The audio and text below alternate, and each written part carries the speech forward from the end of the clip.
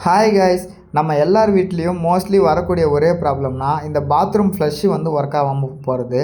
அதை எப்படி ரெக்டிஃபை பண்ணலான்றது தான் இந்த வீடியோவில் பார்க்க போகிறோம். அதுக்கு முன்னால் நான் காமிச்ச மாதிரி அந்த வாஷரை நீங்கள் ஹார்ட்வேர் கடையில் கேட்டு வாங்கிக்கோங்க.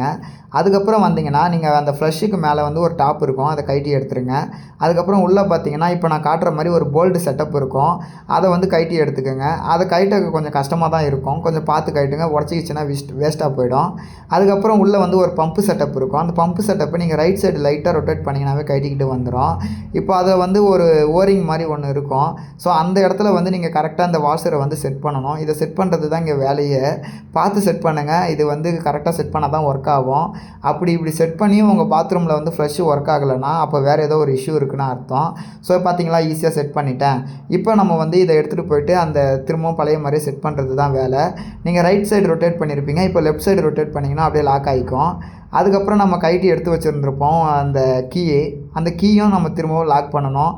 அதை எப்படி நம்ம கழட்டினோமோ அதே மாதிரியே அதுக்குள்ளே அந்த குச்சியை செட் பண்ணிவிட்டு அதுக்கப்புறம் அந்த கீயை வந்து டைட்டாக லாக் பண்ணணும்.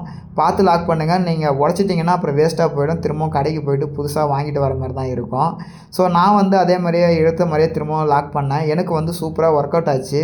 நீங்களும் வீட்டில் இதை ட்ரை பண்ணி பாருங்கள். நம்ம வந்து இதுக்காக போய் யாரோ ஆளை கூட்டிட்டு வந்து அவங்களுக்கு ஒரு ₹500 தரணுன்ற அவசியமே இல்லை. இது ஒரு சிம்பிள் விஷயந்தான். ஸோ இப்போ நான் லாக் பண்ணிவிட்டு அதில் தண்ணியை விட்டு பார்த்தேன், சூப்பராக ஒர்க் ஆச்சு. கண்டிப்பாக இந்த வீடியோ உங்களுக்கு யூஸ்ஃபுல்லாக இருக்கும்னு நான் நம்புகிறேன். இந்த வீடியோ உங்களுக்கு யூஸ்ஃபுல்லாக இருந்தால் ஒரு லைக்கை கொடுத்துட்டு நம்ம சேனலை சப்ஸ்கிரைப் பண்ணி ஃபாலோ பண்ணுங்கள் கைஸ்.